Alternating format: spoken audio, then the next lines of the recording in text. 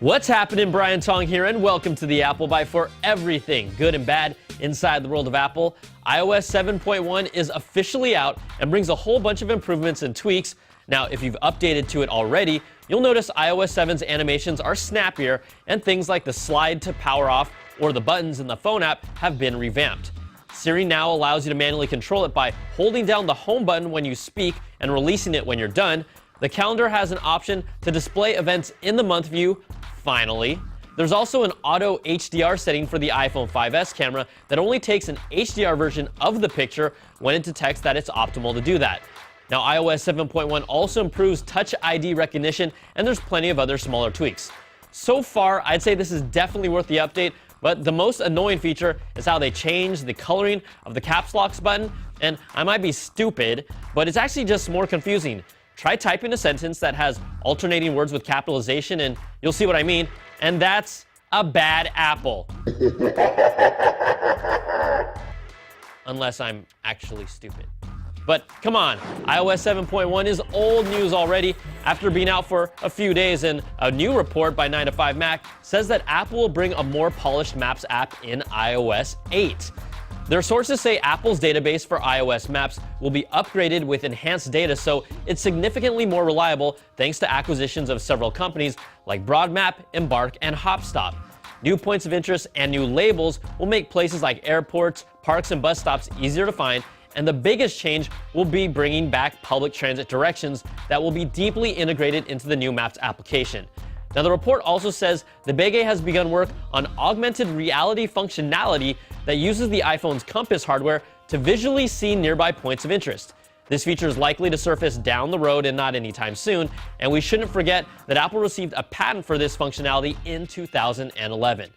Now, in more iOS 8 news, 9to5Mac also reports that Apple is considering making iTunes Radio its own standalone application to boost usage and compete against standalone apps.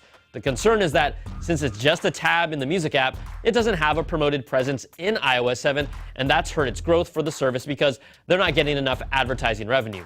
Now, the number one reason why I use it over Pandora is because it's integrated with my music collection, you dum-dums. Now, Apple can complain all they want, but a report from Edison Research shows that in less than 6 months after its release, iTunes Radio has become the third most popular music streaming service in the US, trailing behind Pandora and just behind iHeartRadio, but still beating out Spotify. They're nowhere close to the top spot, but it's a good bet they'll take over the number 2 spot in the next 6 months with or without a standalone app. All right, new job listings from Apple could be setting up future generations of the new Apple TV to include cameras for gesture-based motion controls, according to Apple Insider. Available positions for Apple's camera software team revealed that alongside the products like the iPhone and the iPad, they also included the currently cameraless Apple TV. Remember now, Apple acquired PrimeSense in late 2013, and they're the company responsible for the tech behind Microsoft's first-generation Kinect motion controls on the Xbox 360. Now, multiple reports still say a new Apple TV could be revealed as soon as April with the launch in the fall, but we'll find out soon enough if motion controls are part of this upcoming generation of the Apple TV. All right, to the quick bites. CarPlay was all the buzz with its integrated systems for almost all the major car manufacturers, but according to a MacRumors article, Pioneer is looking at the possibility of implementing CarPlay compatibility with both its existing and future aftermarket navigation and audio systems. Now, there's been no official statement from Pioneer, but it would save a lot of headache for people who have wanted to do a custom iPad installation on their car, and I'd be one of those people. Also, Apple has received its final approval for its massive 44-foot tall sliding glass door Union Square Apple Store in San Francisco.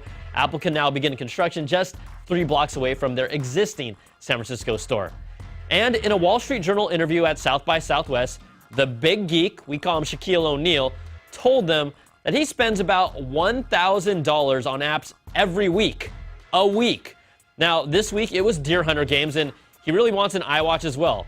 But I've got nothing but love for you, Shaq Daddy. He was the first verified user on Twitter, but he recently launched an Indiegogo campaign to make a sequel to the original Shaq Fu game called Shaq Fu: A Legend Reborn. He's trying to raise $450,000 to make that happen.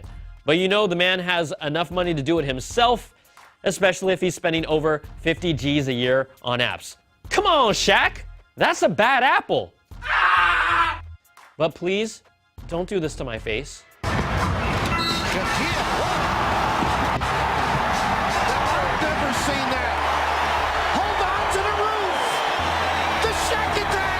All right, let's get to the winners of our Steve Jobs figure giveaways. We asked you who were the 2 WrestleMania 7 wrestlers from a couple episodes back, and the correct answers were 2 of my all-time faves, Hulk Hogan and, yes, the Ultimate Warrior. Now, lots of ladies got in on this one, so congrats to our email winners, Autumn Wilhide and Dimitri, who says after a long day, he will cuddle with Steve and watch the apple bite. Dimitri, you have serious issues.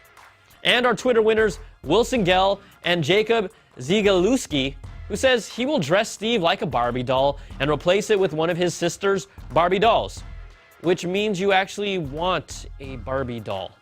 All right, congrats to all of you, and we will be in touch. That's going to do it for this week's show. Email us at theapplebite@cnet.com or tweet me, and I'll do my best to get back to as many as I can.